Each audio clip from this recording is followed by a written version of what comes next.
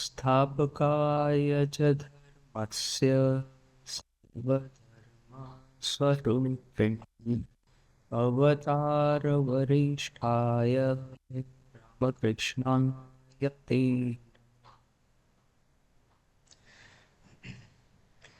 ठाकुर का कथामृत हम पाठ कर रहे थे। उसमें कुछ दिनों तक हमारी वेदांत की चर्चा चली। काफ़ी हेवी डिस्कशन हुआ, किंतु बीच बीच में ये सब चीज़ों की भी ज़रूरत है। नित्य और लीला, जैसे कि अपने शास्त्र में कहा जाता है कि दो वास्तविकताएं हैं, दो फेजिस है ब्रह्मन के। जब वो कार्य नहीं करते हैं, जब वो चेतन स्वरूप होकर के स्थित रहते हैं, तब वो नित्य में होते हैं। और जब हम जैसे आम आदमी के साथ में पृथ्वी पे आकर के लीला करते हैं, तो वो अवतार होते हैं। तो कभी कभी हम अवतार तत्व चिंतन करते हैं और कभी कभी हम नित्य तत्व चिंतन करते हैं। ये दोनों ऑल्टरनेटली करने से क्या है कि अपना आध्यात्मिक जीवन परिपुष्ट होता है। सिर्फ लीला चिंतन करेंगे तो क्या होगा कि हमारा बेसिक अंडरस्टैंडिंग आध्यात्मिक जीवन के बारे में वो शायद थोड़ा सा अधूरा रह जाएगा। और सिर्फ नित्य चिंतन करेंगे तो फिर वो बहुत ही ज़्यादा रूखा सूखा हो जाएगा, बहुत ही ज़्यादा बोरिंग हो जाएगा। तो दोनों का बैलेंस रख के हम लोग चलते हैं। तो कल कुछ दिनों तक हमने ये सब चिंतन किया। अभी ठाकुर की बात आगे बढ़ाते हैं। कल हमने देखा कि किस तरह से केशव सेन ठाकुर को पूछते हैं कि काली किस तरह से विभिन्न रूपों से लीला करती है, वो बताइए। तो ठाकुर ने कहा कि श्यामा काली उसका थोड़ा बहुत सौम्य स्वरूप है, उनको कि घर में रख करके उनकी पूजा की जाती है। फिर स्मशान काली है, स्मशान काली भयावह स्वरूप है माँ का, और शव और शिवा के साथ में वो स्मशान में रहती है और तांत्रिक लोग उनकी आराधना करते हैं। और रक्षा काली है कि जो कि अतिवृष्टि होती है, अनाहार होता है, एनी नेचुरल डिजास्टर जो कि हमारे सामने आ जाते हैं, तो उसमें से वो माँ रक्षा करती है। और उसमें भी स्मशान काली के बारे में, वैसे ये जो भयावह मूर्ति जो है, अभी कुछ दिनों से, बिकॉज कि ये सब हमारा चर्चा हुआ, एक एक फनी इंसिडेंट, इंसिडेंट तो नहीं, एक समथिंग फनी, कि मैं थोड़ा सा स्टडी कर रहा था कि ये भयावह रुद्र स्वरूप जो है, इसके बारे में अन्य धर्म क्या कहते हैं। तो जैसे कि अभी अमेरिका में तो आप देखिए, वेस्टर्न कंट्रीज में, कि वहाँ पे तो ये जो डाइकोटोमी बड़ी ही स्पष्ट है कि भगवान जो होते हैं, ईश्वर या तो फिर गॉड, उनका एक सौम्य स्वरूप होता है। और ये जो एंटाई क्राइस्ट, ये लोग जिनको कहते हैं, वन इज क्राइस्ट जिनका कि सौम्य स्वरूप ईश्वर, दूसरे हैं एंटाई क्राइस्ट यानी कि इवल, या तो फिर शैतान या तो फिर शैतान।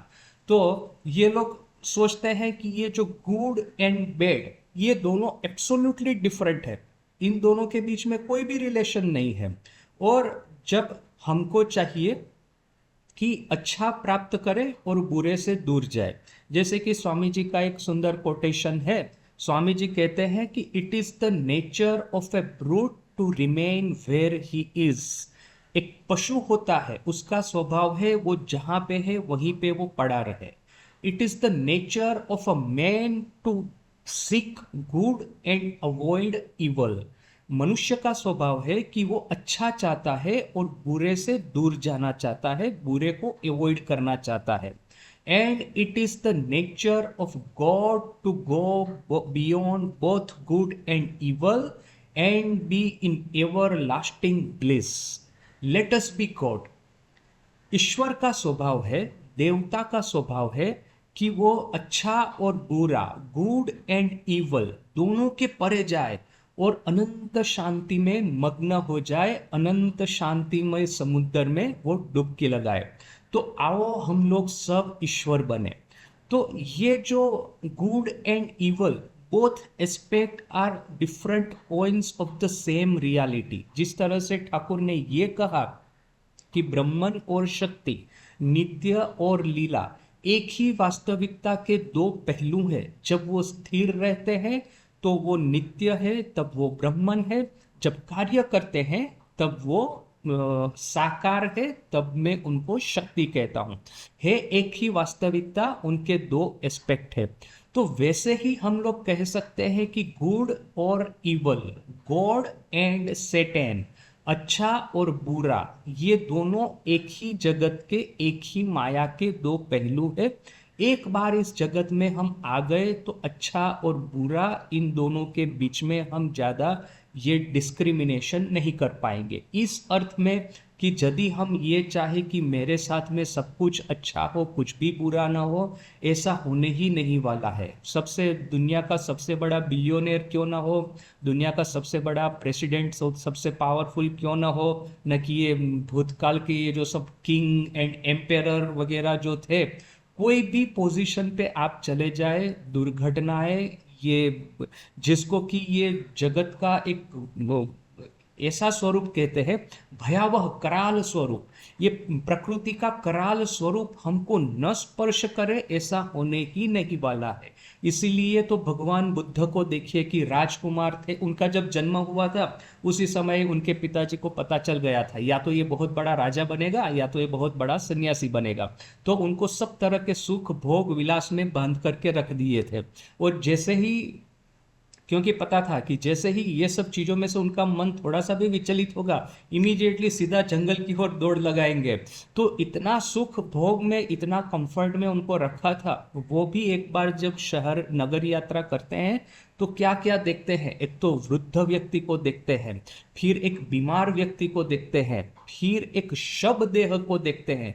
तब उनको लगता है कि क्या ये जरा मृत्यु और ये जन्म मृत्यु जरा व्याधि, ये जो चक्र है, क्या हम लोग इसी चक्र के भीतर में ही चलते रहेंगे? क्या इससे परे और कोई वास्तविकता नहीं है? जब उन्होंने ये सोचा तब आखिर में उन्होंने एक शमान को देखा, एक श्रमण, श्रमण अर्थात कि वो श्रमण ट्रेडिशन के साधु, वो साधु जिसके चेहरे पे इतना अनंत शांति और आनंद व्याकृत था कि भगवान गौतम, उनका नाम था तब गौतम, गौतम को लगा, राजकुमार गौतम को, कि यदि देखिए कि इतने भयावह संसार में भी मैं इतना कंफर्ट में रह रहा हूँ, फिर भी मुझे इस तरह के दृश्य आज देखने को मिले हैं जिसको देख करके मेरा दिल दहल गया है, मेरा हृदय कंपित हो गया है। इस तरह के कराल और मुखी संसार में रह कर के भी ये व्यक्ति इतना शांत क्यों है? इसके चेहरे पे इस तरह की ट्रैंक्विलिटी है, इस तरह की स्थिरता है, इस तरह की सौम्यता है, जैसे कि जगत उसको स्पर्श ही नहीं करता, कमल की तरह जगत में रहता है, जगत उसको बिल्कुल भिगा नहीं पाता, स्पर्श नहीं कर पाता। कौन है ये व्यक्ति और कौन सी ये परिस्थिति है? तब उन्होंने अपना राज्य त्याग करके वन में गए, तपस्या की, निर्वाण प्राप्त किया। तो ये जो भयावह स्वरूप है, कई बार हम लोग सोचते हैं कि इससे मुक्ति पाए, इससे छुटकारा पाए, ईश्वर की ओर चाहे, सौम्यता चाहिए, शांति चाहिए, आशीर्वाद चाहिए, प्रोस्पेरिटी चाहिए, हैप्पीनेस चाहिए, सब कुछ हमको जगत में चाहिए। जन्म मृत्यु जरा व्याधि ये सब हमको नहीं चाहिए, किंतु इसके बिना तो हम रहने वाले नहीं है। इसलिए हिंदू धर्म बड़ा ही प्रैक्टिकल है। हिंदू धर्म में देखिए कि दोनों एस्पेक्ट की इक्वली पूजा की जाती है, काली का सौम्य स्वरूप भी और काली का रुद्र स्वरूप भी। तो ये जो मैं थोड़ा सा रिसर्च कर रहा था ये सब चीज़ों के बारे में, तो मैंने देखा कि अमेरिका में there is a church of Satan, ये जैसे कि चर्च ऑफ क्राइस्ट है। अमेरिका में तो बड़ा फ्रीडम है ना, वो कोई भी जा करके कुछ भी प्रीच कर सकता है। इसी फ्रीडम का लाभ लेकर के स्वामी जी वेदांत फैला के आए वहाँ पे। तो इस तरह के फ्रीडम का दुरुपयोग करने वाले लोग भी है। तो शैतान का चर्च एक व्यक्ति ने चालू किया। फिर ये जिस तरह से ये जो हमारा ये जो 108 नामावली जो होती है, तो वहाँ पे भी इस तरह का एक है, यहाँ अपने जैसा है ना ललिता सहस्त्र नाम वगैरह, तो वहाँ पे विष्णु सहस्त्र नाम, तो वहाँ पे भी है शैतान के 108 नाम न कि ऐसा कुछ है, उनका हम लोग चैंटिंग करेंगे। तो मैंने सोचा कि देखता हूँ कौन कौन से नाम है।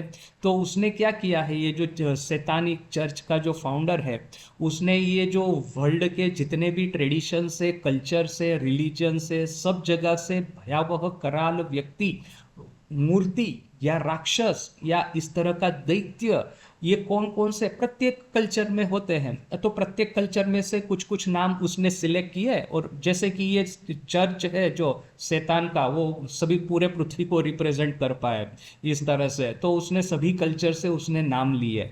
तो उसने भारत से क्या नाम लिए पता है? काली और शिवा, और फिर ब्रैकेट में लिखा है Kali is the goddess of death and Shiva is the god of destruction. So that is why they are representative of Satan in Hinduism. तो ये पढ़ करके मुझे बड़ा ही हंसी आया। देखिए दो बात है, सर्वप्रथम तो हम लोग माँ काली और भगवान शिव की पूजा आराधना किस भाव से करते हैं वो तो उसको पता ही नहीं है। दूसरा कि यदि ये यूनिवर्सल इवल, ये जो कॉन्सेप्ट आप हिंदुइज्म में खोजने को जाएंगे तो आपको मिलेगा ही नहीं। हाँ राक्षस है, रावण राक्षस था, कंस राक्षस था, शुंभ निशुंभ थे, रक्तबीज था, वो कितने ही, और फिर ये चालाक लोग शकुनी जैसे कितने ही लोग हैं, माने दुष्ट कैरेक्टर से हमारे पुराण है, हमारी कहानियां है भरी पड़ी है। किंतु एक यूनिवर्सल इवल जो कि मनुष्य के हृदय में जाकर के, जैसे कि ये वेस्टर्न कॉन्सेप्ट ऑफ सेटन है, और वो वे लोग किस तरह से इमेजिन करेंगे कि एक व्यक्ति है, जैसे कि भारत में है ना कि मनुष्य के सामने प्रेय और श्रेय दो चॉइस आती है, श्रेयश्च प्रेयश्च मनुष्य में तत्, मनुष्य के सामने प्रेय और श्रेय दो चॉइस, दो ऑप्शंस हमेशा आते हैं। हम लोगों को सिलेक्ट करना है कि मुझे क्या चाहिए, प्रेय चाहिए न कि श्रेय चाहिए। प्रेय क्या है? जो चीज मुझे पसंद है, जो कि मैं करना चाहता हूँ। श्रेय क्या है? जो कि मेरे लिए श्रेष्ठ है, जैसे कि मैं विद्यार्थी हूँ और आज मुझे स्टडी करना चाहिए क्योंकि कल परीक्षा है, तो आज स्टडी करना मेरे लिए श्रेय है। किंतु मेरा कोई एक मित्र आकर के कहता है चलो मूवी देख के आते हैं, थोड़ा सा बाजार में घूम के आते हैं, तुम रात को प्रिपरेशन कर लेना, क्या है तो परीक्षा तो कल सुबह को है। तो वो एकाएक मेरा मन प्रलोभित हो जाता है कि अरे चलो थोड़ा सा घूम के थोड़ा सा रिलैक्स होकर के आ जाते हैं। जब ये मनुष्य कुछ गड़बड़ करना चाहता है तो उसका ब्रेन बड़ा ही शार्प हो जाता है एक्सक्यूज देने के लिए, तो वो दुनिया भर के एक्सक्यूज देना शुरू कर देगा। हाँ अभी बहुत थक गया हूँ, चलो थोड़ा सा मैं टहल लेता हूँ तो रिफ्रेश होकर के फिर से स्टडी करूंगा, ये वो करके बहाने करके। तो ये है प्रेयर जो कि मुझे पसंद है करना, क्योंकि वो मेरी इंद्रियों को संतोष प्रदान करता है। और श्रेय है जो कि मेरी इंद्रियों को कष्ट देगा, किंतु in the long term, in the long run वो मेरे लिए बहुत ही अच्छा है। यहाँ रामकृष्ण मिशन में मैंने ऐसे कितने सन्यासियों को देखा है, ये तो वृद्ध हो गए हैं, शरीर भी नहीं चल रहा है, दिन भर वो किसी न किसी तरह के पेन से, किसी न किसी पीड़ा से वो भुगतते रहेंगे, किंतु फिर भी सुबह को जो 4 बजे ना 5 बजे, विभिन्न सेंटर में विभिन्न टाइम होते हैं सूर्योदय के अनुसार, तो जिस समय जो मंगल आरती होती है मंदिर में, उस समय शैया त्याग करके कैसा भी कितना भी कष्ट हो वो मंदिर में न आए बिना छोड़ेंगे नहीं, आएंगे ही आएंगे। बारिश हो न कि ठंड हो न कि गर्मी हो न कि कुछ भी हो, मंदिर में तो जाना ही जाना है। सुबह को एक मंगल आरती अटेंड करने के लिए, संध्या को इवनिंग आरती अटेंड करने के लिए, आरात्रि क्रम अटेंड करने के लिए, ये दोनों अटेंड करने के लिए वे लोग मंदिर में आएंगे ही आएंगे। और उसके बाद में 1 घंटा सीधा बैठ करके जप करेंगे ही करेंगे, चाहे कुछ भी हो जाए, शरीर में चाहे कितना ही कष्ट हो। जप करने के समय जप के मंत्र के ऊपर में मन नहीं जा करके अपने शरीर में जो पेन हो रहा है, बैक पेन है न कि जैसे जैसे उम्र बढ़ती जाती है दुनिया भर के डिसीज आते जाते हैं, तो उसके ऊपर भले ही चाहे मन चला जाए, किंतु जो नियम है इसको फॉलो करना है, वो करना ही करना है। मैं जब बेलूर मठ में ज्वाइन करने के लिए गया था पीपीटीसी में, प्री प्रोबेशनर्स ट्रेनिंग सेंटर, तो हम लोगों का नियम था कि इवनिंग आरती और मॉर्निंग आरती, मंगल आरती, ये दोनों जब समाप्त होता है तो सुबह को मंदिर में ही, क्योंकि मंदिर तो बड़ा ही सुंदर है और सुबह को और कोई भक्त नहीं रहता, सिर्फ साधु ब्रह्मचारी ही रहते हैं, तो सुबह को मंगल आरती समाप्त होने के बाद में वही मुख्य मंदिर में, मेन टेम्पल में, यदि आप बेलूर मठ गए होंगे तो मेन टेम्पल देखा होगा, उसी में बैठ करके 1 घंटा जप करना है, ध्यान करना है। और इवनिंग आरती, संध्या आरती, उस समय तो क्या है बहुत सारे भक्त रहते हैं, तो आरती के बाद में मंदिर में बैठना मुश्किल होता है, तो उस समय वहाँ पे गंगा के किनारे स्वामी विवेकानंद का महासमाधि जो मंदिर है, उसके प्रथम वो फर्स्ट फ्लोर पे जाकर के गंगा के सामने मुंह करके, गंगा के सामने एक वरांडा है, वहां पे बैठ करके और 1 घंटा बैठना ही बैठना है। और हमारे पीछे में, और यदि कोई फांकी मारे, माने कोई इस तरह से चालाकी करे कि 10-15 मिनट के बाद में उठ करके खड़ा होके चला जाए अपनी डॉर्मेटरी में, तो हमारे पीछे में वो मॉनिटर एक बैठता था, एक एक जो लड़का जो कि सबसे ज़्यादा नियमित है, उसको वहाँ पे हमारे जो इंचार्ज स्वामी जी थे वो हमारा मॉनिटर बनाते थे। अब ये मॉनिटर ब्रह्मचारी देखेगा कि 1 घंटा हुआ कि नहीं। जब मॉनिटर देखेगा कि 1 घंटा हुआ है, जब वो खड़ा होगा तभी हमको खड़ा होना है, उससे पहले नहीं। और इससे पहले यदि कोई खड़ा होके चला गया तो वो सीधा मॉनिटर ब्रह्मचारी जाकर के हमारे इंचार्ज स्वामी जी को कंप्लेन करेगा कि ये लड़का जो है वो इस बार इस तरह से, 1-2 बार यदि होने से, पहली बार एक बार तो छोड़ देंगे, तो दूसरी बार यदि हुआ तो सीधा हमारे वो जो ट्रस्टी महाराज के पास में खबर जाएगा, कंप्लेन जाएगी। और फिर मेरे साथ में ऐसा हुआ, मैं जब आया ही था, जिस दिन आया था, बड़ा लंबा जर्नी करके, 3-4 दिनों का ट्रेन जर्नी करके मैं आया था, बड़ा ही थक गया था। तो पहले दिन तो अभी कैसे भी करके उन्होंने पहले ही बता दिया था, यदि रहना है तो फ्रॉम द डे 1 पूरा रूटीन करना पड़ेगा। ऐसा नहीं चलेगा कि थक गया हो, ये वो सब एक्सक्यूज यहाँ पे नहीं चलते। फ्रॉम द डे 1 पूरा रूटीन फॉलो करना है। तो मैंने कहा ठीक है, चलो अभी साधु होने को आए हैं तो डिसिप्लिन में तो रहना ही पड़ेगा। तो दूसरे तीसरे न कि 1 सप्ताह के बाद में ऑलमोस्ट ऐसा हुआ कि मैं सुबह को बैठा हूँ, इतना मतलब कमर पेन कर रहा है और बैठने का हैबिट नहीं है। और वैसे एक आसन दिया है, पतला आसन दिया है, मार्बल का फ्लोर है, पतला आसन से क्या होने वाला है, पेन तो बहुत कर रहा है कमर में, क्या करे। तो थोड़ी देर के बाद में मैं खड़ा होकर चला गया। मैंने कहा 1 दिन तो 2 दिन तो चलेगा। मॉनिटर ने देख लिया, मॉनिटर ने जाकर के हमारे इंचार्ज महाराज को बोल दिया। वो महाराज ने दूसरे दिन सुबह को मुझे बुलाया, मुझे बुला करके सीधा कहते एक काम करो, तुम घर चले जाओ, तुम यहाँ पे रहने के लिए योग्य नहीं हो। मैं तो इतना डर गया, मैंने कहा महाराज क्या हुआ क्या हुआ। बोला कि तुम 1 घंटा बैठ नहीं पाओगे, यदि जब ध्यान नहीं कर पाओगे तो क्या करना है तुमको यहाँ पे रह करके। तो फिर मैंने कहा अच्छा महाराज जी, मुझे क्षमा कर दीजिए, इस तरह से गलती फिर से नहीं होगी। तो ये है जो एक प्रचंड डिसिप्लिन जिसके भीतर में रहना है, ये है श्रेय। उस समय हमको कितना ही बुरा लगता हो, आज उस घटना को 20 साल हो गए हैं, ऑलमोस्ट 20 साल हो गए हैं। और आई एम सो ग्रेटफुल कि मुझे शुरू में ही ये डिसिप्लिन में रहने की हैबिट हो गई। अभी ये सब चीज़ें सहज हो जाती है, धीरे धीरे करके 20-30 साल होते हैं तो ये है, 2 चीज़ें हमारे सामने आती हैं, 2 ऑप्शंस हमारे सामने आते हैं, प्रेय और श्रेय। प्रेय है कि मैं कहूँगा कि अरे बहुत हो गया, अभी जब ध्यान 5 मिनट बैठ के रूम में चला जाता हूँ, बाद में कल देखा जाएगा। और श्रेय है कि कितना ही पेन हो, कितना ही सफरिंग क्यों ना हो, वहां पे 1 घंटा बैठना ही बैठना है। तो ये प्रेय और श्रेय 2 चॉइस अपने सामने आती है। किस चॉइस को हम सिलेक्ट करते हैं उसके ऊपर में हमारा भविष्य का गढ़तर होता है। अभी ये जो वेस्टर्न थियोलॉजी है, वे लोग क्या कहते हैं कि there is a God and there is a Satan. अभी गॉड या तो फिर ये ईश्वर क्या करते हैं, हमको सद्बुद्धि देते हैं कि तुम अच्छा कार्य करो, अच्छे कर्म करो। और ये जो सैटन है, वो सैटन क्या करता है कि हमको दुर्बुद्धि देता है, हमारे मन में सब तरह की द्विधा, संशय, प्रलोभन, ये सब खड़ा करता है और कहता है कि तुम दुष्कार्य करो, दुष्कर्म करो, इससे तुमको बड़ा ही आनंद मिलेगा। अभी हम किसकी बात ज़्यादा सुनते हैं, किसकी कम सुनते हैं, उसके बेसिस पे अपना भविष्य गढ़ता है। तो ये देखिए कि डिफरेंस कितना बड़ा है। डिफरेंस अपने यहाँ पे है कि हम लोग वॉलंटियरली सिलेक्ट करते हैं। उस समय कोई अपना हाथ पकड़ करके कहने को नहीं जाता भाई तुम प्रेय को ही सिलेक्ट करो, श्रेय को मत करना, आज जितना आनंद पाते हो पालो, कल फिर भविष्य में जो होना सो होगा। तो ऐसा ये अपना सिलेक्शन है, अपनी चॉइस है। जबकि वहां पे है कि दोनों इन्फ्लुएंस है, good and evil, external influence है, बाहर से कोई आकर के हमको प्रलोभन देते हैं। ये तो ऐसा हो गया कि मेरे 2 मित्र है, एक अच्छा मित्र है, एक बुरा मित्र है। अच्छा मित्र मुझे कहेगा परीक्षा के दिन चलो भाई बैठ करके थोड़ा सा साथ में स्टडी कर लेते हैं, और जो बुरा मित्र है तो वो कहेगा अरे भाई छोड़ दो यार, थोड़ा सा घूम के आते हैं।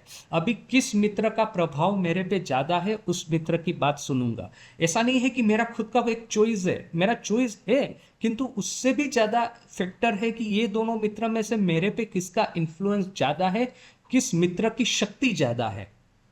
यदि डेविल या तो इवल या तो शैतान उसकी शक्ति ज्यादा हो गई तो मैं दुष्कार्य करूंगा उसके प्रभाव में आकर के, और जो ईश्वर है, गॉड है, एंजल है, उसकी शक्ति ज्यादा हो गई किसी देवता की तो मैं उसके प्रभाव में आकर के अच्छा कार्य करूंगा। जैसे कि बाहर से कोई मुझे खींच करके कार्य करवाता है, ये उनका एक्सटर्नल माइंडसेट है। अपने यहाँ पे है कि वो इंटरनल अपना खुद का चॉइस है जो कि हमारे भविष्य को बनाती है। तो ये जो मैं पढ़ रहा था, जो जिस बात से ये पूरी बात निकली कि ये चर्च ऑफ शैतान, ये चर्च ऑफ शैतान में प्रत्येक कल्चर से किसी न किसी यूनिवर्सल इवल को सिलेक्ट किया गया है। तो जब भारत से ये काली और शिव को सिलेक्ट किया है, उसका दो एक बात इसमें से आती है। पहले तो उनको पता ही नहीं है कि माँ काली और भगवान शिव की हम किस भाव से, किस अर्थ से पूजा करते हैं, एक चीज। दूसरा कि हिंदू धर्म में सही कहे तो इस तरह का कोई एक्सटर्नल इवल है ही नहीं। ये जो इवन जो रावण था वो भी शास्त्रज्ञ पंडित था, उसने भी वेद वेदांत सब स्टडी करके बैठा था, किंतु अपने इंद्रियों के प्रलोभन के वश होकर के उसने माँ सीता का अपहरण किया था। बात ये नहीं है कि वो उसका नेचर ही करप्टेड है, बात है कि उसकी जो भोग वासनाएं हैं वो उसके सर के ऊपर में सवार हो गई है। जब ये उसका वध होगा तो वो, अरे वो तो भगवान शिव का भक्त था, वो उसने शिव तांडव स्तोत्र की रचना की है, बड़ा भक्त था वो रावण। तो कोई भी अच्छा आदमी के सर के ऊपर में भी कभी कभी ये भोग वासनाएं सवार होकर के उसको करप्ट कर देती है, उसके desires, good habits, bad habits, ये उसको करप्ट कर देते हैं। मनुष्य हिमसेल्फ कोई अच्छा या बुरा नहीं है, और बाहर से कोई अच्छी शक्ति या बुरी शक्ति उसको इन्फ्लुएंस नहीं करती। तो ये जो कॉन्सेप्ट है कि गुड एंड इवल, ये दोनों एक ही प्रकृति के दो एस्पेक्ट है।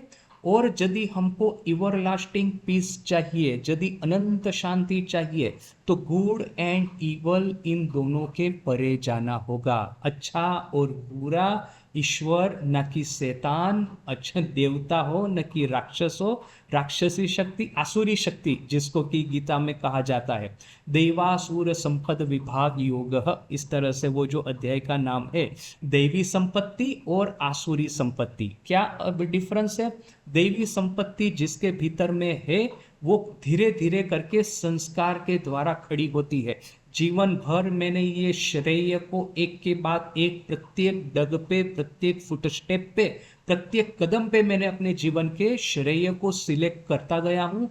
तो श्रेय को सिलेक्ट करते करते मेरे शुभ संस्कारों का गठन होता जाएगा, मेरे भीतर में दैवी संपत्ति का आविर्भाव होगा, प्राधान्य होगा। और यदि मैं जीवन भर प्रेय को ही सिलेक्ट करता गया, मेरी इंद्रियों को जो पसंद है, मेरे मन को जो अच्छा लगता है उसी को मैं सिलेक्ट करता गया, तो धीरे धीरे करके आसुरी शक्तियां, फिर आसुरी संस्कार मेरे ऊपर में हावी हो जाएंगे।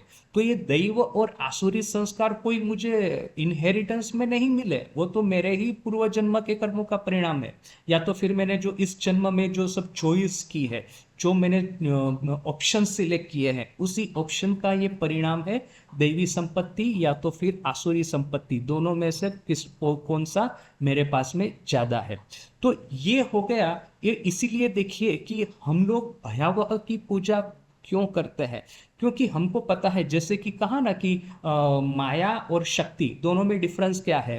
वेदांत ओरिजिनली ट्रेडिशनली मायावाद के बारे में बात करता है कि अज्ञान में से, अविद्या में से ये माया का जन्म हुआ है, या तो फिर माया का नेचर ही है अज्ञान और अविद्या। किंतु ठाकुर कहते हैं शक्ति, वराभयदायिनी शक्ति, अर्थात कि हमको वर और अभय देंगी, आशीर्वाद और सुरक्षा देंगी। ये है शक्ति का सही स्वरूप। और ये शक्ति का सही स्वरूप को पहचान करके शक्ति का जो ये दैवी शक्ति और ये आसुरी शक्ति, ये दोनों एक ही देवी के भीतर में है। ठाकुर का वो फेमस दर्शन कि जब वो एक सौम्य रूप में सुंदर स्त्री ने बच्चे को जन्म दिया और कराल स्वरूप धारण करके, भयावह स्वरूप धारण करके उसी ने ये अपने संतान का भक्षण कर दिया, अपने संतान को खा गई। तो ये एक ही देवी के दो स्वरूप है। और ठाकुर कहते हैं कि देवी के सामने हाथ जोड़ करके प्रार्थना करके उनको कहना है कि आप हमारा रास्ता छोड़ दीजिए, हमको ईश्वर ज्ञान ब्रह्म ज्ञान प्राप्त प्राप्त हो, इसके लिए आप हमको आशीर्वाद करें। तो जब हम प्रार्थना करेंगे तो दोनों स्वरूप की प्रार्थना करेंगे, ये सौम्य स्वरूप की भी जो कि हमको वरा भय देती है, और ये कराल मुखी जो कि ये प्रलय लाती है, इस तरह के भयावह स्वरूप की भी हम प्रार्थना करेंगे। हम उनके सामने भी हाथ जोड़ करके कहेंगे कि ये प्रलय रूपी जो आपका स्वरूप है, जो आपका ये जो जो मैनिफेस्टेशन है, इसको आप समाप्त करके इसके पीछे का जो अनंत शांतिमय स्वरूप है वहां तक हमको आप ले जाइए। तो ये अपने हिंदू धर्म का जो प्रैक्टिकल एक डिफरेंस है, और ये कहाँ से आया? Basically from our understanding of Advaita वेदांत।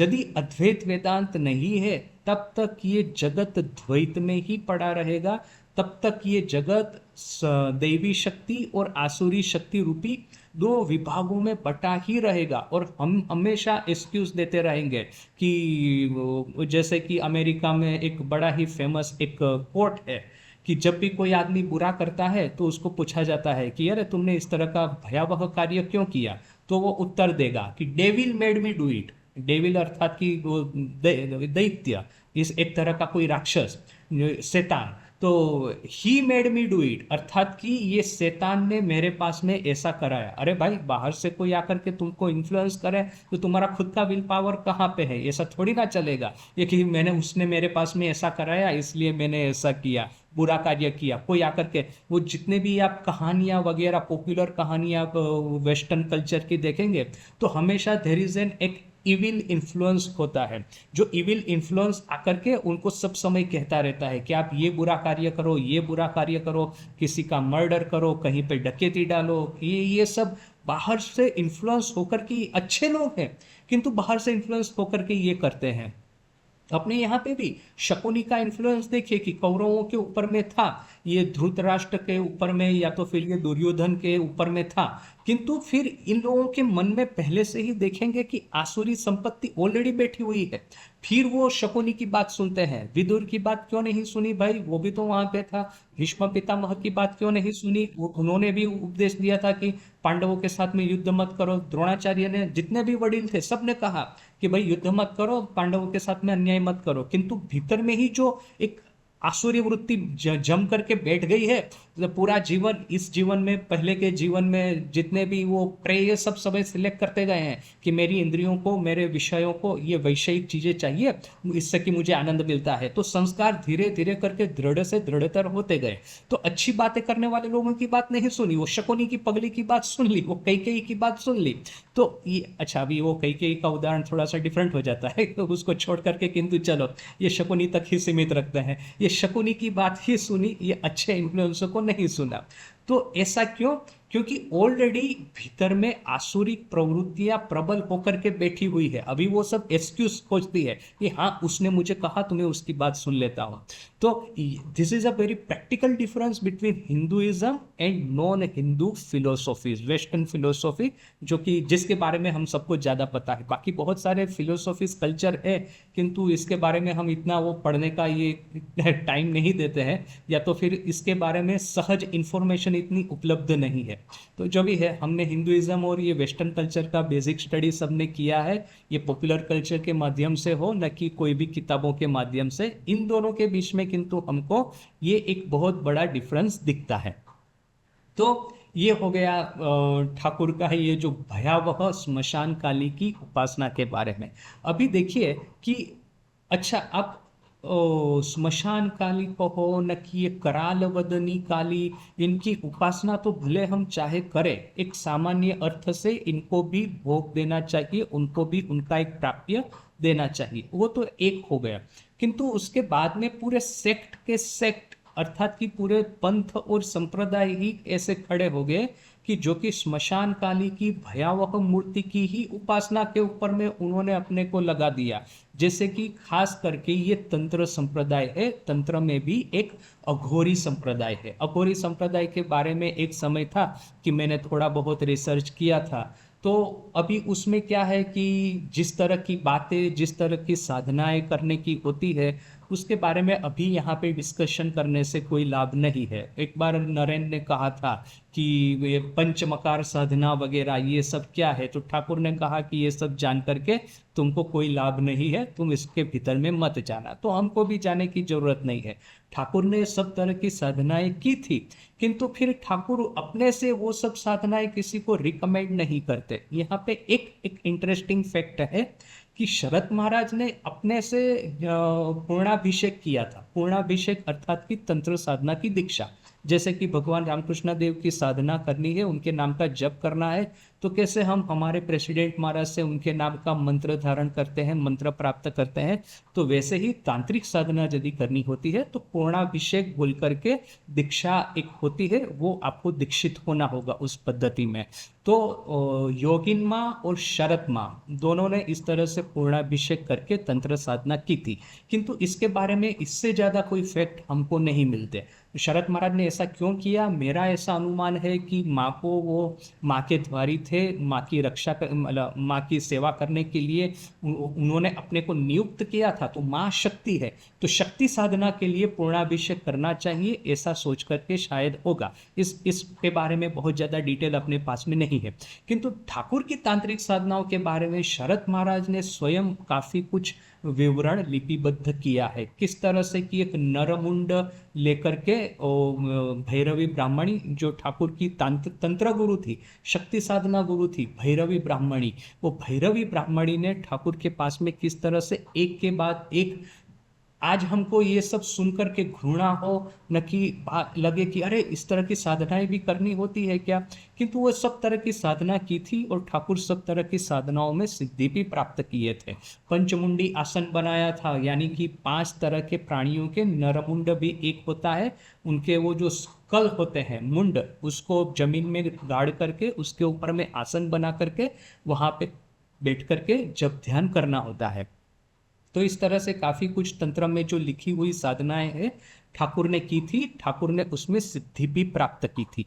और आखिर में ठाकुर ने कहा था कि माँ ने मुझे बालक भाव में रखा है, अर्थात कि तंत्र साधना में जो वीर भाव की साधना है, वो अचलानंद बोल करके एक तांत्रिक वहाँ पे आता था, वो जाकर के ठाकुर के साथ में झगड़ा करता था कि तुम वीर भाव से साधना को क्यों नहीं स्वीकार करोगे। भगवान शिव स्वयं इस साधना के बारे में लिख करके गए हैं। ये आगम निगम जो शास्त्र है, तंत्र के प्रमाणभूत शास्त्र कहे जाते हैं, कहा जाता है कि भगवान शिव की कलम से वो लिखे गए हैं, भगवान शिव ने स्वयं उनको लिपिबद्ध किया है। तो ये अचलानंद जाकर के ठाकुर को कहता था, भगवान शिव की कलम है, तुम क्यों नहीं स्वीकार करोगे वीर भाव से साधन। वीर भाव से साधन अर्थात कि शक्ति को या तो फिर स्त्री को एक भोग्य वस्तु के रूप में देखना और उसके साथ में रमण करके समाधि प्राप्त करना। तो ये सब है तंत्र का एक भाग। तो ठाकुर कहते थे कि जाने बापू आमार वो सब भालो लागे ना। इतना सरल रूप से उत्तर दिया है कि किसको पता भाई, मुझे वो सब अच्छा नहीं लगता, मेरा तो बालक भाव है, माँ ने मुझे संतान भाव में ही रखा है। तो वो सब साधना अपने हिंदू शास्त्रों में है, ईश्वर का कराल स्वरूप और उसको उस भाव में किस तरह से सिद्धि प्राप्त की जाए। किंतु प्रॉब्लम यहाँ पे एक ही है, वो जो शास्त्र है, उस शास्त्रों में जो वीर भाव की जो सब घृण्य साधनाएं जो लिखी गई है, उसका आचरण करने से पतन के बहुत सारी संभावनाएं है। और इसीलिए इवन भले ही चाहे स्वामी जी ने काली द मदर करके जो पोएम लिखी है, माँ का भयावह स्वरूप, उसमें उन्होंने बड़ा ही स्पष्ट रूप से चित्रित किया है। वहाँ पे एक बहुत बड़ा बंगाल का एक फेमस पेंटर था, मैं भूल गया उसका नाम, तो वो एक बार स्वामी जी के पास में आया था। स्वामी शिष्य संवाद में ये बात है, रणदा बाबू ना, हाँ हाँ, अच्छा अच्छा अच्छा, हाँ ठीक बोले सर, हाँ। तो वो स्वामी शिष्य संवाद में ये है, वहाँ पे शरद चंद्र चक्रवर्ती इस घटना को लिपिबद्ध करते हैं। वो पेंटर या तो फिर ये जो ये है आर्टिस्ट स्वामी जी के पास में आया, तो स्वामी जी ने कहा कि इस तरह से माँ काली का चित्र दोहरिए। फिर वो स्वामी जी ने कहा कि तुम जाओ, तो मैंने वो जो कविता लिखी है वो लेके आओ। तो वो लिखित रूप में स्वामी जी के पास में उनके कमरे में थी। शरद चंद्र जाकर के कविता को लेके आए, स्वामी जी ने उसका पाठ किया, तो रणदा बाबू एकदम ये आश्चर्यचकित हो गए, अरे ये किस तरह की कविता है, किस तरह की कल्पना है, कितना भयावह स्वरूप इतना स्पष्ट नजर के सामने आता है।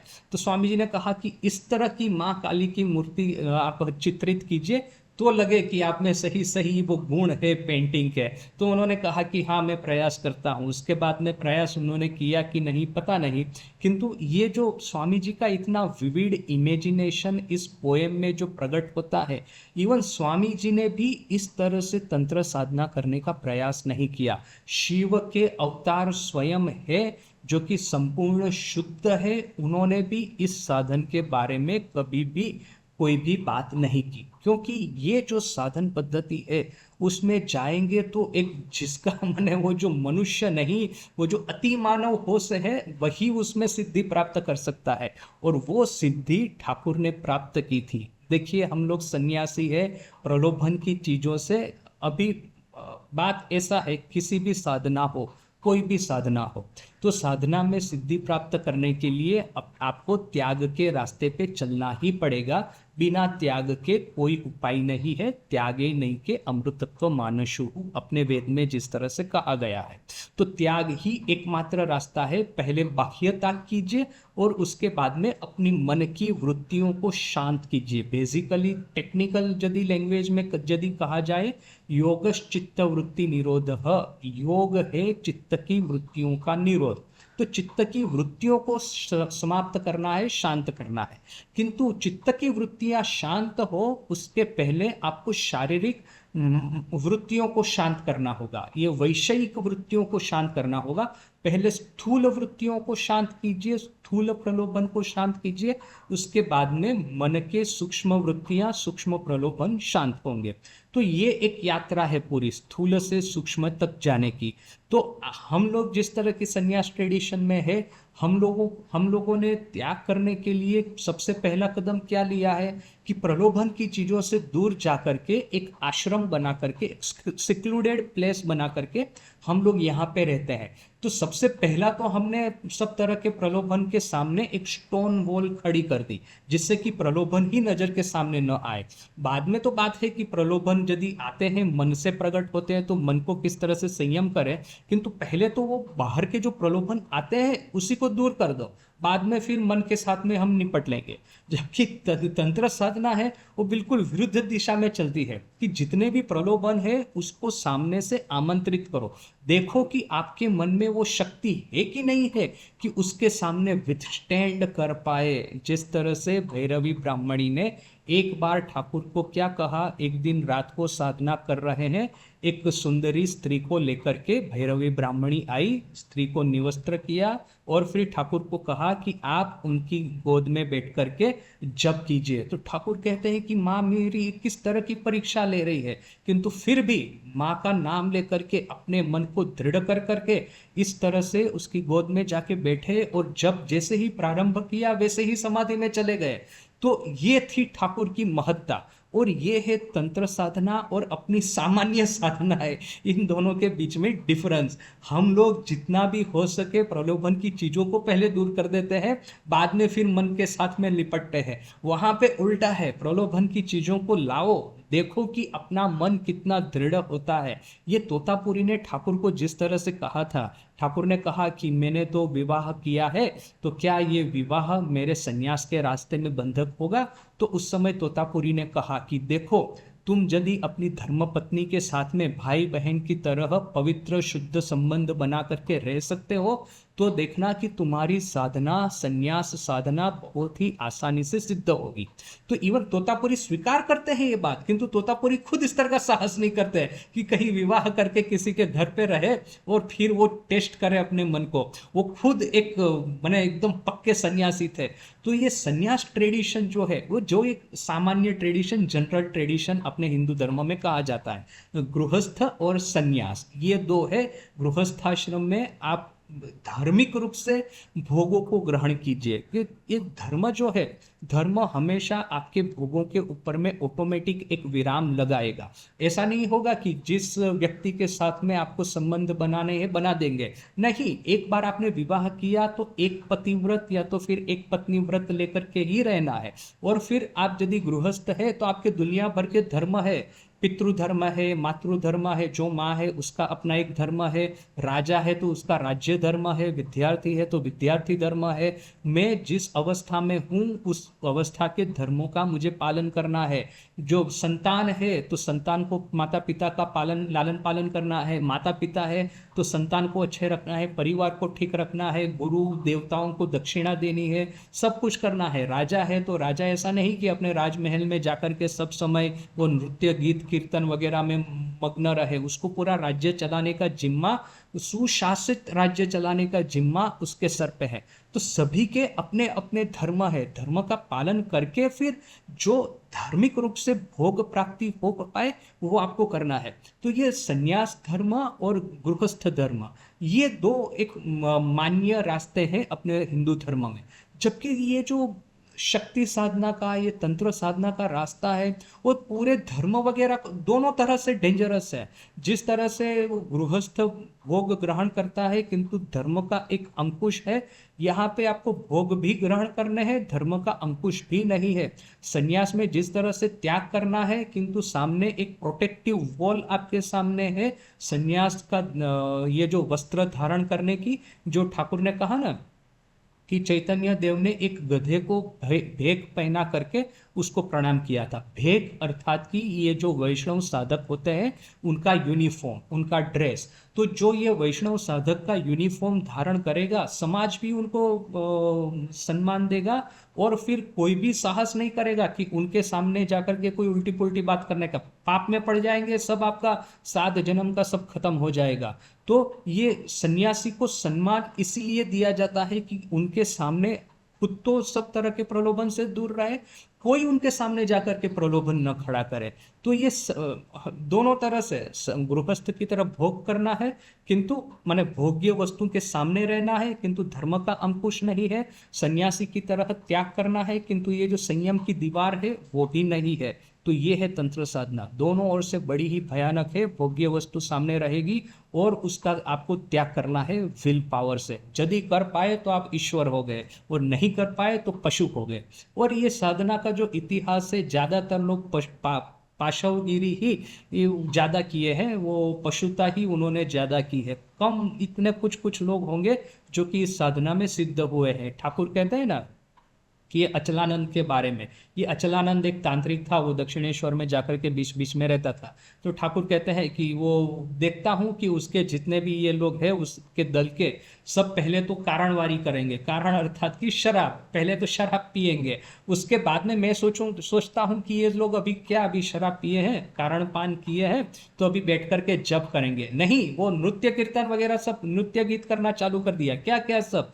किंतु देखा कि अचलानंद एक है जो कि ये कारणवारी करके स्थिर बैठ करके जप करता है। तो ऐसे अचलानंद जैसे कोई कोई होंगे जो कि इवन ठाकुर ने जिनकी प्रशंसा की है। बाकी ज्यादातर लोग तो इस रास्ते में जाकर के अधोगति को ही प्राप्त होते हैं। इसलिए इस रास्ते के बारे में ज्यादा चिंतन, ज्यादा चर्चा हम लोग जाहिर में ओपनली नहीं करते। जो भी कुछ है हम भयावह मूर्ति को अवश्य उसका सम्मान देते हैं किंतु उसके रिलेटेड जो साधन पद्धति है उससे हमेशा दूर ही रहते हैं। और इसीलिए स्वामी जी जैसे, स्वामी जी स्वयं प्रचंड विल पावर के अधिकारी थे, इच्छा संकल्प शक्ति इतनी दृढ़ थी कि जो चाहे वो अपने मन के पास में करवा सकते थे। वो जो एक सुंदर उदाहरण है वो राजस्थान में कि गुजरात, कहीं पे एक संस्कृत के पंडित के पास में पाणिनि व्याकरण पढ़ने को बैठे। अभी अपना जो क्लासिकल संस्कृत है उसमें यदि आपको डीप में जाना है, अपने शास्त्रों का अच्छे से ज्ञान प्राप्त करना है तो पाणिनि व्याकरण में प्रवेश किए बिना, पाणिनि व्याकरण में सिद्धि प्राप्त किए बिना वो होने वाला नहीं है। और पाणिनि व्याकरण ऐसा है कि वो ब्राह्मण के घर में जन्म हुआ है, बचपन से ही वो सब सूत्र मुखस्त करते आ रहे हैं, तब कहीं जाकर के बड़े होकर के आपके पास में थोड़ी आशा बनती है कि हम पाणिनि व्याकरण में मास्टरी प्राप्त करेंगे। यहाँ पे तो स्वामी जी ऑलरेडी पुख्त वय के हो चुके हैं और ऑलरेडी वो 25-30 उनकी एज है और इस समय उनको ये सब करना है व्याकरण, तो किस तरह से होगा? तो पंडित के पास में गए स्वामी जी, पंडित एक के बाद एक सूत्रों का पाठ करता जाता है। जिस तरह से ये क्लासिकल व्याकरण सिखाया जाता है, वो गुरु सबसे पहले अपने शिष्यों को कह देगा, आचार्य कह देगा कि ये सब सूत्र मुखस्त कर दो, मैं फटाफट फटाफट करके एक एक सूत्र की व्याख्या करता जाऊंगा, तुम उसको अपने माइंड में बिठा देना। ये नोट लिखना वगैरह, वो सब रिकॉर्ड करना, वो सब कॉन्सेप्ट ही नहीं है। जो आचार्य बोलेगा आपको मुखस्त कर लेना है। तो ट्रेडिशनल तरीका हो गया है। अभी वो ट्रेडिशनल तरीके से उन्होंने पानी की तरफ फटाफट फटाफट व्याख्या करना शुरू कर दिया। 2-3 दिन तो स्वामी जी ऐसे परेशान हो गए। तो ये पंडित ने, वो आचार्य जी ने उनको धुतकार करके कहा, अरे स्वामी जी, आप इतना भी नहीं कर पाते हैं, जो आप क्या व्याकरण सीखेंगे? तो स्वामी जी को आ गया गुस्सा, बोला कि मेरे से ऐसा नहीं होगा, कैसे चलेगा ऐसा? फिर स्वामी जी स्वयं कहते हैं कि मैंने बैठ करके एक के बाद एक सूत्र मुखस्त करना शुरू किए, और कुछ ही दिनों में पानी की तरह फटाफट फटाफट में सूत्र मुखस्त करता गया व्याकरण के। और फिर मैं आचार्य जी के पास में गया, कहा कि चलिए अभी फिर से सिखाइए। और उन्होंने सिखाना शुरू किया, और मैंने फटाफट फटाफट करके मेमोराइज करना शुरू किया। वो आश्चर्यचकित हो गए कि स्वामी जी, इतने दिनों में आपने सब कुछ कैसे मुखस्त कर दिया? तो वो है ब्रह्मचर्य की शक्ति का प्रभाव।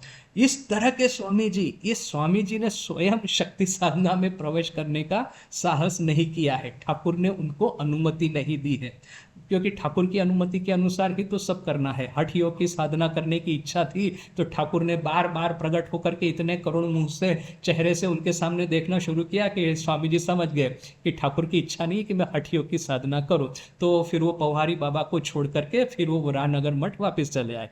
तो ये देखिए कि स्वामी जी ने स्वयं, भले ही स्वामी जी ने वो कराल मूर्ति भयावह काली की आराधना की हो, उनके बारे में पोएम लिखी हो, किंतु उस साधन पद्धति के भीतर में प्रवेश नहीं किया। तो ये स्मशान काली या तो भयावह मूर्ति के बारे में कुछ बात है। इसके बारे में अभी हम फिर से आगे थोड़ा चर्चा करेंगे। तो शा शन शी टी परी पा तसर किसी किसी के साथ में ना आर्ग्यूमेंट करने से कोई लाभ नहीं है। छोटा बच्चा है, वो कहेगा कि ये आपकी कोई भी चीजें उठा लेगा, बोलेगा ये मेरा है। अब क्या आर्ग्यूमेंट करेंगे उसके सामने? वो रोना शुरू कर देगा, झगड़ा करना शुरू करेगा। तो वैसे किसी के, अभी ठाकुर देखिए कि सब तरह की साधना करके बैठे हैं सिद्ध होकर के, किंतु फिर भी वो बात नहीं करते। बात की है किसके सामने? जो कि वो सब बातें सुनने के अधिकारी थे। भले ही शरद महाराज, स्वामी जी, इन सबको उन्होंने इस रास्ते में जाने को मना किया हो, किंतु उनको बताया पूरा है। अपनी जो अनुभव है सब वो उन्हें वर्णन किए है। उसी अनुभव के आधार पे ये लीला प्रसंग और फिर ये सब लिखा गया है। और इसी अनुभव के आधार पे स्वामी जी का ये अंडरस्टैंडिंग बना है कि काली का भयावह स्वरूप क्या है। तो अनुभव पूरे वर्णन कर दिए, किंतु उसी के सामने जो कि इसका अधिकारी था। इसके दो आंसर है, एक तो सुपरफिशियल है, एक थोड़ा डीपर है। सुपरफिशियली कहा जाएगा कि ये जो मृत्यु है, जरा है, व्याधि है, इस सब से उनके पिताजी ने इतना उनको सिक्योर रखा था कि जब पहली बार यदि सडनली देखा, वो शौक इतना था कि वो फिर शौक में से बाहर नहीं आ पाए। So that is one answer, क्योंकि ऑलरेडी उनके पिताजी को पता था ये सब टेंडेंसी है। दूसरा है ऑफ कोर्स संस्कार, ये जन्म जन्मांतर के संस्कार। अभी ये शंकराचार्य है या स्वामी विवेकानंद है, कोई एक जन्म में तो बनते नहीं है। जो ईश्वर के जो पार्षद होते, अभी दो तरह से इसको व्याख्या कर सकते हैं। यदि हम इसको ईश्वर या ईश्वर के पार्षद के रूप में गिने, तो भी है कि वो जन्म जन्मांतर से बार बार पृथ्वी पे आते हैं साध्य साधना करने के लिए, साध्य वस्तु को प्राप्त करने के लिए। और यदि हम हमारी तरह सामान्य मनुष्य के रूप में भी देखें, तो भी है कि जन्म जन्मांतर से श्रेय को सिलेक्ट करते आए हैं। तो देवी संपत्ति का वो जो भंडार जो बना है, वही ऑटोमेटिकली उस तरह से लेके जाता है। जैसे लोहा है, ऑटोमेटिकली मैग्नेट की ओर खींचेगा, पत्थर नहीं खींचेगा। तो ये अच्छा बात है आपने कहा, कपटी मन, ये अच्छा शब्द प्रयोग। ये मन कपटी है और सब समय ठगता रहता है। ये जो मैं गुजरात में कभी कभी ये जाता था ना, ये द्वारका सोमनाथ, तो बड़े बड़े वो जो दारूबंदी की वो एडवर्टाइज का वो होर्डिंग बड़े रहते हैं, उसमें वो गवर्नमेंट वाले ये सब देते हैं ना एडवर्टाइज। अच्छा, एक सूत्र लिखा होता है, पहले आदमी बोतल को पीता है, बाद में बोतल आदमी को पीती है। ये एकदम परफेक्ट उदाहरण है, परफेक्ट सूत्र है। जिसने लिखा होगा उसने वेदांत पढ़ा है। क्योंकि एक बार एक बार आपने बोतल पीने की शुरुआत कर दी, बाद में संस्कार बन गए। अभी संस्कार के सामने लड़ना बड़ा मुश्किल है। पहली बार जब आपके सामने ये आया होगा कि पिए ना पिए क्या करे, अब कुछ मित्र है कहेंगे अरे चलो भाई तुमको अभी ये कूल, ये जो शब्द है आजकल का, do you want to become a cool person, और ये uncool person, I want to become a cool person, ये कॉलेज में जाएगा, फिर ये सब लोग, सब तरह के लोग उसको मित्र मिल जाएंगे। कोई बोलता है अरे चलो स्मोकिंग करते हैं, कोई बोलता है अरे चलो ये सब वाइन पीते हैं, ये तो आजकल का ये ट्रेंड है, फैशन है, तुम क्या पुराने जमाने के हो। तो एक बार उसने ये प्रारंभ किया इन सब लोगों की बातें सुन करके, उसके बाद में जो हैबिट बन गई, तो फिर वो अपना विवेक यूज करके भी नहीं छूट पाएगा। सर्वप्रथम उसके पास में ये चॉइस था कि वो विवेक यूज करे, उसने नहीं किया, उसने उन लोगों की बात मान ली वीकनेस की वजह से, उसका जो विल पावर था उसने उसका इस्तेमाल नहीं करके। किंतु एक बार हैबिट पड़ गई फिर छूटना बड़ा ही मुश्किल है। तो यहाँ पे जैसे वो स्वामी जी ने वो बेल का उदाहरण, मैंने कहानी बताई थी ना कि वो बेल आ गया दौड़ता दौड़ता, और मिस मुलर लंदन में, मिस मुलर, स्टर्डी और स्वामी जी तीन लोग खड़े हैं, बेल आ गया दौड़ता दौड़ता। अभी वो स्टर्डी तो दौड़ के भाग गया, मिस मुलर नहीं भाग पाएंगी, वो तो लेडी है, क्या करेंगे, वस्त्र इस तरह के पहने हैं। तो स्वामी जी ने स्प्लिट सेकंड में सोचा यदि मैं इनकी रक्षा नहीं करूंगा तो उनका मृत्यु है, तो सीधे जाकर के बुल के सामने डट करके खड़े हो गए। तो स्प्लिट सेकंड का जो डिसीजन है वो अपने डीएनए में चला जाता है। एक बार जो आपने प्रैक्टिस करके करके विवेक का यूज किया तो वो आपके डीएनए में चला गया, अविवेक किया तो वो भी आपके डीएनए में चला गया, फिर उसको रिवर्स करना बड़ा मुश्किल है। सर्वप्रथम जो टेम्पटेशन आते हैं उसको आप मेहनत करके करके कैसे भी करके उससे आप बच सकते हैं, बड़ा ही आपको स्ट्रगल करना पड़ेगा, किंतु पॉसिबिलिटीज थे। उसके बाद में ये मैंने कुछ कुछ वीडियोस देखे हैं, जो लोगों को ये सब ड्रग्स वगैरह की हैबिट हो जाती है, उनको ये जो सब वो सैनिटोरियम वगैरह में भेजा जाता है, पेडेड सेल, यानी कि इस तरह का जेल का कमरा है जिसमें वो गद्दियां बिछाई हुई है दीवार के ऊपर में, जमीन के ऊपर में, क्योंकि जब ये विड्रोवल हिट करता है उसको, वो पागल हो जाएगा, जोर जोर से दीवार पे, जमीन पे अपना सर पटकेगा, वो सुसाइडल हो जाएगा यदि उस समय उसको वो ड्रग न मिली। कितना करके फिर धीरे धीरे करके ये उसका जो हैबिट है, वो एडिक्शन जो है वो जाता है। तो ये एडिक्शन, जब एडिक्शन के लेवल पे पहुंच गए तब छूटना बड़ा मुश्किल हो जाता है, फिर तो आपको ठीक ठीक मेहनत करनी पड़ेगी। किंतु जब तक आप नए नए हैं उस, तो तब तक आपके पास में है कि कैसे भी करके स्ट्रगल करके चलो इससे छूट ले। तो दिस इज द थिंग। देखिए, जब भी प्रलोभन सामने आता है, एक नेचुरल टेंडेंसी है कि प्रलोभन को ग्रहण करें, क्योंकि ये सब तो इवोल्यूशन से आई है ना, अपने सर्वाइवल के लिए चाहिए। रिप्रोडक्शन क्या है, सर्वाइवल के लिए चाहिए। ये आहार है, अच्छा आहार है, इससे अच्छी हेल्थ हो, जिससे कि हम अच्छा शिकार कर पाए, हमने जो ट्राइबल वॉरफेयर जो होता है उसमें जीत पाए, यदि ज़्यादा बच्चे होंगे वगैरह होगा। तो ये सब चीज़ें तो इवोल्यूशन ने हमको दी है, इसलिए सच तो वो ऐसा तो नहीं कि ये गलत है। बेसिकली साधना करनी है तो इससे आपको दूर जाना है, अदरवाइज इवोल्यूशन की दृष्टि से तो वो ठीक ही है। तो आपने ठीक ही कहा कि यदि जैसे ही कुछ भी मेरे सामने आया, अभी जैसे कि मान लीजिए कि एडिक्शन की ही बात ले लेते हैं, फॉर एग्जांपल मैं एक सामान्य उदाहरण दूं मिठाई का। तो अभी बहुत सारे लोगों को शुगर हो जाती है, तो जब भी मिठाई सामने आई तो पहला तो इंस्टिंक्ट है कि मिठाई को खा ले, बाद में देखा जाएगा इंसुलिन फिंसुलिन वगैरह के बारे में, पहला ये इंस्टिंक्ट है कि मिठाई को खा ले। तो उस समय ये अवेयरनेस यदि आप साधन करते हैं तो ये अवेयरनेस को आपको डेवलप करना है। ये अपने सबकॉन्शियस के सामने तलवार लेकर के गार्ड की तरह खड़ी रहे और कहे कि जैसे ही ये सबकॉन्शियस चाहता है कि मैं इसको ग्रहण करूं, वैसे ही ये अवेयरनेस इट बिकम्स एक्टिवेटेड और सबकॉन्शियस को रोकता है। फिर प्रैक्टिस करते करते करते देखेंगे कि ये अवेयरनेस है वो इंस्टिंक्ट हो जाएगी और वो जो पुरानी इंस्टिंक्ट है वो चली जाएगी। यही है साधना। ये ईश्वर की ओर मन क्यों नहीं जातना? सहज रूप से मनुष्य का मन तमस की ओर जाता है, रजस और तमस की ओर। यदि सत्व की ओर ले जाना है तो आपको अवेयरनेस, माइंडफुलनेस डेवलप करनी होगी। ये सतत निरीक्षण, आत्मनिरीक्षण करना होगा कि मेरे मन के भीतर में क्या चल रहा है।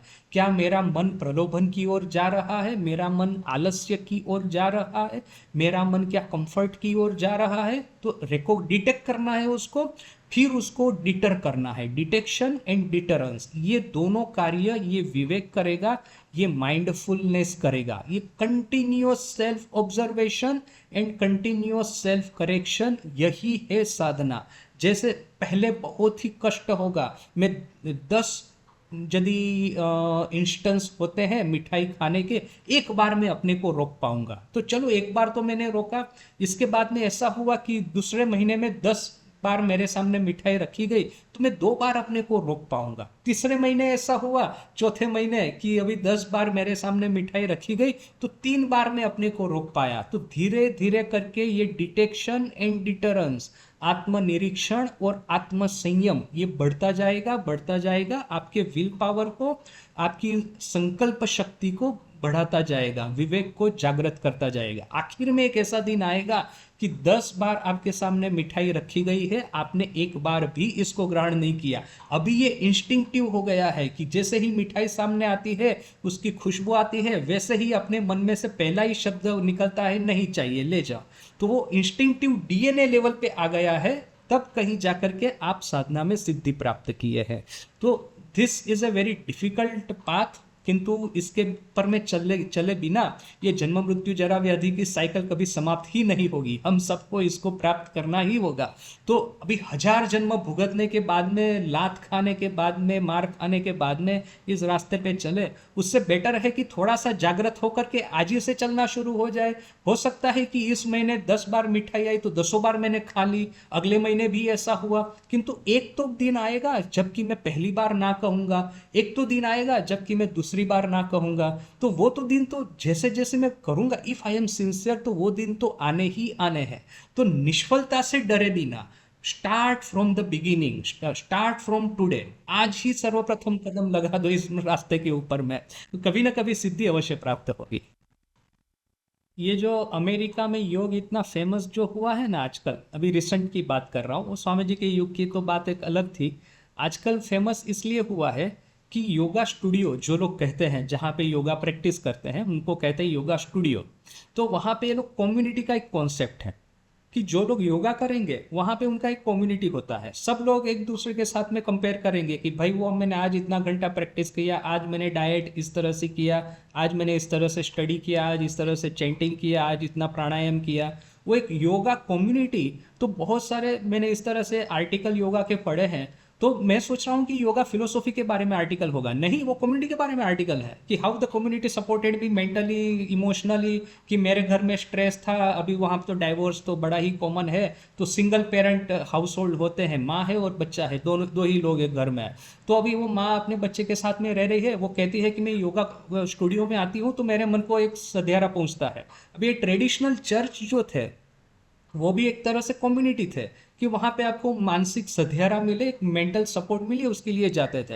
किंतु ऑर्थोडॉक्सी उनकी इतनी बढ़ती गई कि आजकल के जो लिबरल जनरेशन है वो एकदम फेडअप हो गया। अरे वहाँ पे जाकर के वो उल्टा हमको उपदेश देंगे, क्यों डाइवोर्स लिया, ये वो सब, अभी मैं वही करूँगा जो मुझे चाहिए। तो एक फ्रीडम भी चाहिए, at the same time emotional support भी चाहिए। तो yoga communities are considered to be very liberal, very open minded, very accepting, very supportive. तो this is one of the major factor in success of yoga. तो आपने जैसे कहा वो ठीक ही है कि वो ऐसे कुछ लोगों के संगत में पड़ गए। अभी जैसे खास करके हम लोग बहुत बार सुनते हैं, मेरा खुद का एक एग्जाम्पल बताता हूँ कि स्कूल में बड़े अच्छे स्टूडेंट है, जैसे ही कॉलेज में गए कुछ लोगों की ऐसी संगत आ गई कि पूरा उल्टे रास्ते पे जाना शुरू कर दिया। तो वो स्कूल का वातावरण ही ऐसा था कि टीचर जो थे बड़े अलर्ट रहते थे कि बच्चे कुछ गड़बड़ ना करें। अभी कॉलेज में कौन किसको कहने वाला है, वो प्रोफेसर यदि लड़के को कुछ बोलेगा तो सामने से झगड़ा करने को जाएगा, वो कोई कुछ बोलने वाला नहीं है। तो संगत एवी रंगत, આપણે જેમ ગુજરાતીમાં કહીએ તો जैसा संग है वैसा रंग है। What you should do, recharge your battery during these morning classes and during the day fight with everyone with this charged power. That is the only solution.